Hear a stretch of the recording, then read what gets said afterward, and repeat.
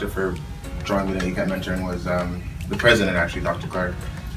Him and I were having a discussion, essentially trying to highlight the issues of mental health and mental awareness. I heard about it through a friend who met with Dr. Clark at UOIT, and he told me about ECAP mentoring.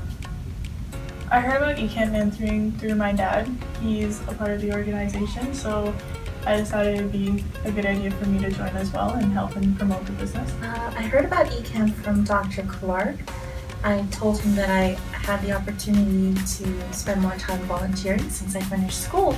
And once I read the mission statement about investing in youth and providing that support and guidance, I was right on board. I heard about ECAP mentoring from my friend Chelsea. She's a co-chair of the ECAP mentoring. She's been volunteering here since she was in high school. So she told me about the program and she told me what it did and what it was about. So I decided to join because I liked the idea behind it. And then now that I'm in it, it's exciting and it's very interesting, and I'm looking forward to the end of it. So I actually have an auntie who was friends with Dr. Clark, so she told me about the opportunity and she told me a little bit about what I'd be doing, so I was interested. And I spoke to Dr. Clark directly and then we set up an interview, so that's how I got the job and how I heard about it. My expectations for ECAP mentoring are to make a difference. My goal is by the end of this to help somebody, and even if it's something small, right? Like maybe even like one person that I meet on the street, or maybe the people within the program itself. That's what I want to achieve by the end of it. So, well, really, I didn't know what to expect. On the first day driving there, I had no idea what to expect. I didn't know whether I'd be working in a group. I didn't know whether I'd be on computers or I'd be out in the community interviewing people or being more social. So when I got here, it was really a big shock, but it was good to hear. As soon as I got here, I heard about what I'd be doing, and I was perfectly fine with it. I expected to be able to network with a lot of people and meet people who will help guide me, just like Dr. Clark, I would say, is one of my mentors, to help guide me to get to where I want to be. I expected a dedicated group of people who were really intent on making Oshawa a better place. I think it's a phenomenal opportunity for young individuals to get together and, think as a group. It is an amazing organization, and they are trying to get a lot done with the underprivileged people in the community of Durham, which we do know that obviously they weren't shown for all the things that they have done, and this is a great opportunity for them to be published and have their stories. I think it's a great opportunity for young people to come together and work in an atmosphere and not only not have idle hands.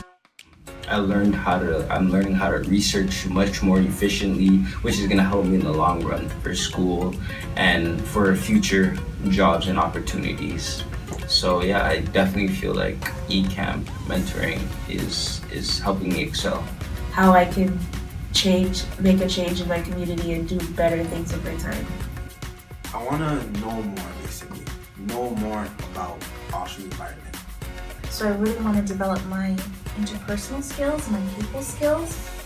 So as a member of the MATE team, so the Media Exploration and Expansion team, we've worked on basically using social media as a powerful platform as it is currently in 2016, and just using social media to our advantage, so creating Twitter pages and Instagram pages and other media outlets where we can sort of post what we're doing with SEMP and promote other aspects of eCamp, so making brochures for things such as face-to-face, SEMP, and I'm also working on a GARS award, so planning that as well.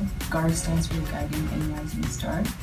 The final projects are looking beautiful in terms of the interview. We already have our first two underrepresented contributors in Mr. Clark, who is a trade union president, the second president of the Jamaican Culture Club of Oshawa, and Dr. George Blake, who is the founder of Pinewood Mental Health Center. For one, we've researched all the minority groups in Oshawa. We've contacted some First Nations that face challenges, and just to hear their struggles. And we've contacted some businesses, minority businesses in Oshawa, such as Chinese restaurants, Caribbean restaurants. We've made brochures and PowerPoints about minority groups and the challenges they face.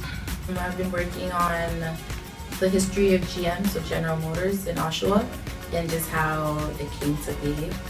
And right now I'm currently working on the eCamp face-to-face, which is something that eCamp does, and we've been doing for 3 years now. So I'm working on an outline for next season. Basically, yeah, I kind of gave you the details of it because it's a big surprise, but we got a lot of information.